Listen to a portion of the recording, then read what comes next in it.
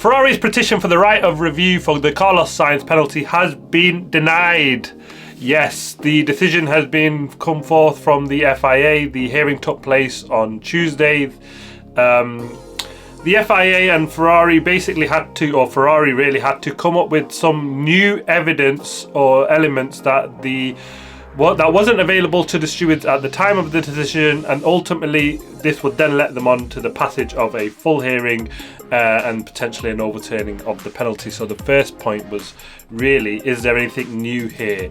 Now, Ferrari put forward the telemetry data from Carlos Sainz's car. They also put forward a witness statement from Carlos Sainz.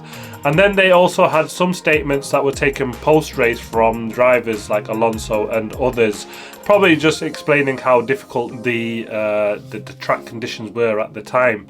Now, the FIA's decision is that there's basically nothing new that wasn't available to the stewards at the time to say that Carlos Sainz wasn't at fault for this penalty. Now, I think the problem we have here, or Ferrari have here really, is that Carlos Sainz was at fault. I don't think there's anything that we can get away from in that.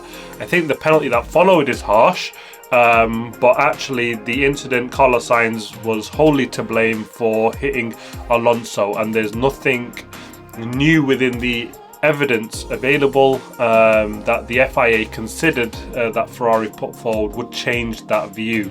Now, Ferrari had said that the documents provided, so the telemetry data, the witness statement from Carlos Sainz, was sufficiently new evidence. Now, they relied on a petition by Sahara Force India, but that the FIA said was actually very different, because at that time we summoned the drivers, and unfortunately one of the Sahara drivers couldn't make the review. They were taken off to hospital, and therefore, he wasn't available. So therefore, any witness statement that he then produced would be new and relevant, because at that time they summoned the drivers because it wasn't clear who was at fault. Now, the FIA said that given all the telemetry and the data that they already have, the telemetry from Sainz's car doesn't really provide anything further, and actually only goes to further prove their case. Merely that they didn't call Carlos Sainz up for a hearing, because they felt that actually it's quite clear who's at fault here. It was Carlos Sainz. The only reason they would ever call the drivers up is there some sort of dispute as to say potentially who could be at fault. Are there other elements that they need to consider that? Well, I think it's clear to everybody, as sad as and harsh as the penalty is, that actually, and I don't think anybody's really arguing that in terms of fans anyway, that actually Carlos Sainz wasn't at fault. He braked late, he ran wide, and he tapped Alonso. It's, blame fully relies at his door. So they've said yes, the telemetry, the FIA have considered it. They don't think that's anything significant that would change their views on why Carlos Sainz was to blame effectively. The statement is not a new or significant and relevant element, the FIA said, to clarify who was at fault for the collision. And ultimately that's what it comes down to. They've just felt that actually anything that the Ferrari have put forward isn't new or considerably different that would change their view. The telemetry almost says that they said corroborates their decision. The witness statement doesn't really add anything further or new.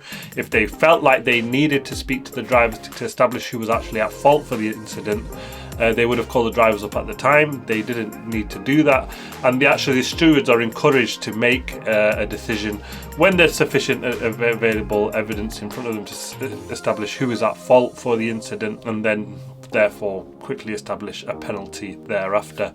And they felt that they've done all those things. Now, where does this leave Ferrari? Well, they've said that actually we're going to go into some discussions with Formula One and the FIA following the outcome of this hearing. I think their real issue is the consistency or the inconsistencies of the penalties. We've seen, as I said in my previous video, Logan Sargeant and Nick De Vries. Logan Sargeant just careered straight into the back of Nick De Vries, 100% at fault, wiped him out, but no penalty on the same corner at the same incident.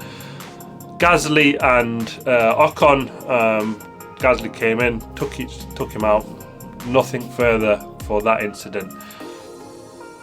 Leclerc and the Stroll, it was a bit of a 50-50 that one anyway, but there was no incident considered either. You know, Ferrari driver tapped out, off we went.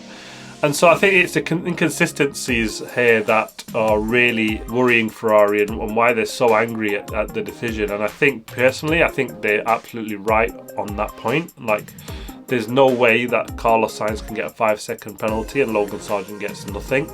I mean, just look at it back, it's clear as day, so I can understand that. Let's see what comes of it going forward. Ultimately, I don't think anything will.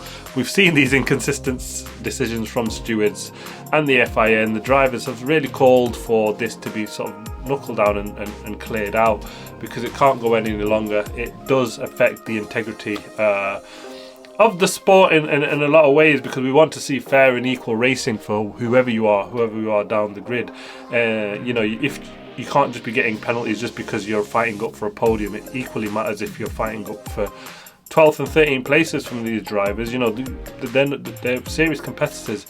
Even though there's no points at play, we see how hard they race for them positions. So we'll see what happens with that. But that's the end of this. There's no further or nothing further Ferrari will do or can do from this. Carlos Sainz ends with 0 points in a P12 for a decision that he said was absolutely unacceptable and the most unjust he's seen in the sport's history.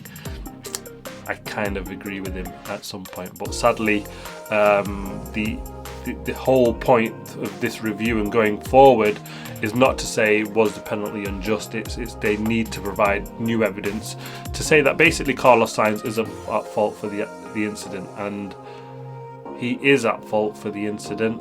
I just think the penalty he got after was harsh, but that's the way it goes sometimes. Thanks for watching. Please like, subscribe and comment.